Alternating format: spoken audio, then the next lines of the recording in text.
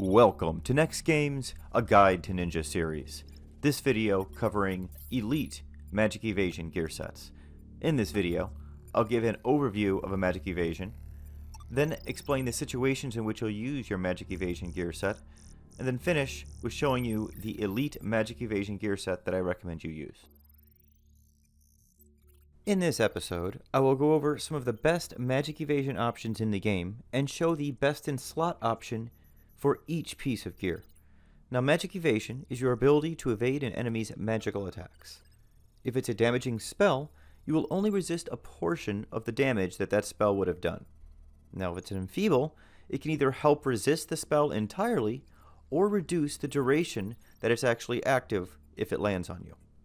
Now, elemental resistances are the same as Magic Evasion for the element they boost. So if you have Darkness plus 20, it means you would in essence have Magic Evasion plus 20 for that stat if a dark-based spell such as Sleep were to be cast against you. Also note that there is one final component to Magic Evasion and whether or not you resist a spell, and that is comparing one of your stats to that of your casters. Now, the stat compared is different for the type of spell that you are trying to resist. Black magic compares intelligence, white magic compares mind, songs compare charisma, and quick draw compares agility. Now, this is going to mean that adding some intelligence will help a little with resisting black magic elemental spells and sleeps, and more mind will help with resisting enfeebles such as paralyze and slow. Now, it's also worth noting that the red mage subjob can also help with resistance by using their bar spells, and then the rune fencer subjob not only can use bar spells, but also offer a substantial boost to Magic Evasion through elemental resistances. Now, I most frequently find myself switching to my Magic Evasion gear set when I'm fighting mobs high above my level, usually in the 140 plus range, that use particularly nasty spells and abilities. This is especially true with a trust setup when you can't have members of your party at a distance. This set is also very useful to use when you want to resist things such as Charm and Doom, or if the enemy has a nasty SP ability, such as Chain Spell or Mana Font. Now, similar to your Evasion gear set, you are going to take a DPS hit when switching to this set, but you normally won't be in it for long periods of time and only during certain situations. That being said, this set is not to be underestimated, as in many situations, this set is the difference between living and dying against a certain set of abilities. Let's take a look at what's in this Elite gear set. First, we'll start with the main hand weapon like we normally do. Now, in this instance, I'm not really going to recommend anything because there's really nothing that helps specifically with Magic Evasion. So I will just recommend any Rima, SU5, or worst case, a Gogatai here. It's relatively the same story with the offhand in that there really isn't anything that's going to help you with your Magic Evasion. Therefore, I'm going to recommend Turnian Dagger plus 1 just because it's your best overall DPS option. Note that if you're looking to lower the amount of damage you're receiving from spells, there is another option here, and that would be the Ratio plus 1. Augmented through Odyssey, it will give you a magic defense boost plus 5. Now, it of course also does lower your magic damage taken by 7%, but we're easily going to cap our damage taken reduction in other areas in this set, so that really isn't going to come into play. Now, for your ammo slot, a decision needs to be made with this set.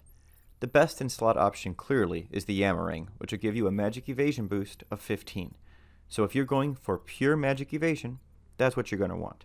However, if you're happening to melee in this set for long periods of time, you're definitely going to be missing out on a substantial amount of DPS, as you will not be taking advantage of the Dakin effect. Therefore, in this situation, you may choose to equip your Date Shuriken instead of the Yammering to keep that DPS up.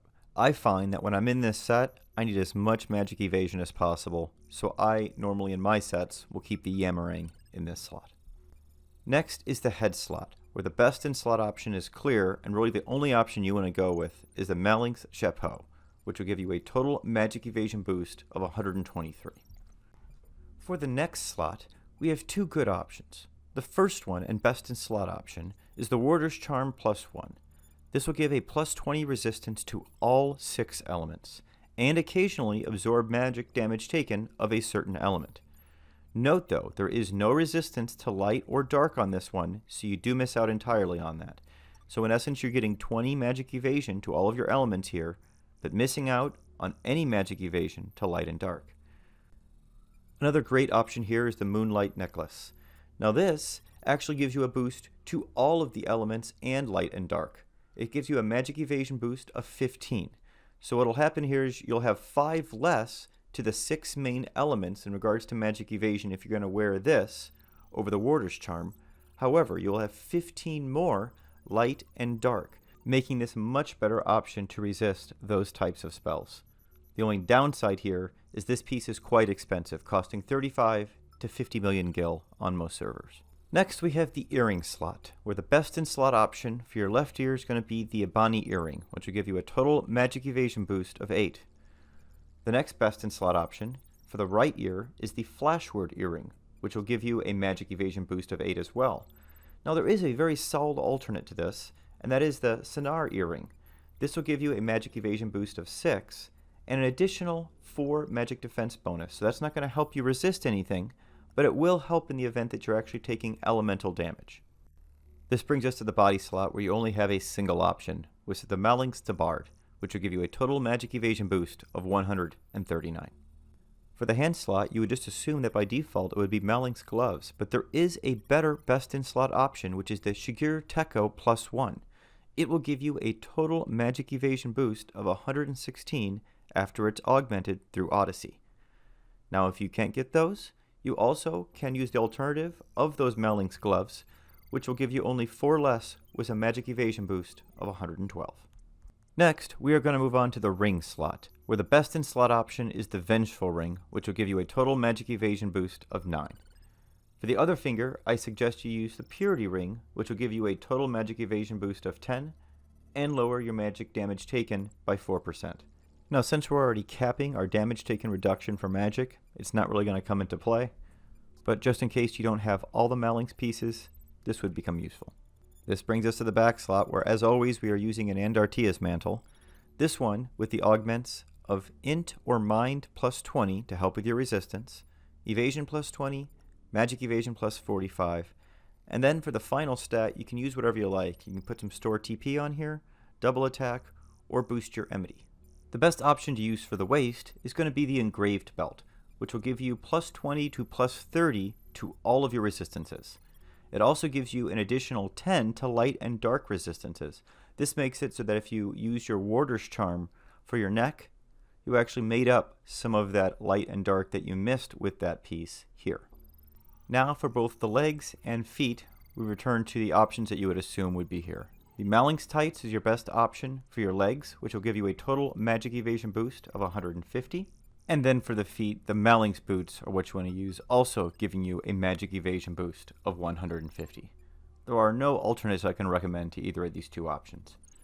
And that will be it for our Magic Evasion gear set. That's going to be it for episode 25 in a Guide to Ninja series. This Magic Evasion gear set video marks the final Elite gear set video that I'll be doing. At this point, I'll have covered all of the usual gear sets that I recommend a ninja uses in their arsenal. From this point forward, the A Guide to Ninja series will be devoted to comparison videos, comparing the different Rima weapons and different gear sets that you can use out there and exactly what the differences are between them in the endgame. Before the end of the year, I'll also be releasing 2 summary gear set videos. These videos will be devoted to trust and party setups, and quickly summarizing all of the gear that you should be using in those 2 situations. This will be most useful for people who don't want to go through all 25 episodes of my series in order to get the question answered of what elite gear sets they should be using. Note, it will still be needed for you to go back to the previous episodes of the video if you wish to get an understanding of the foundations behind these different gear sets. I'll continue to come out with episodes in the series as new gear is released that Ninja can take advantage of in the future. Thanks so much for watching, everyone. Stay safe and stay healthy out there.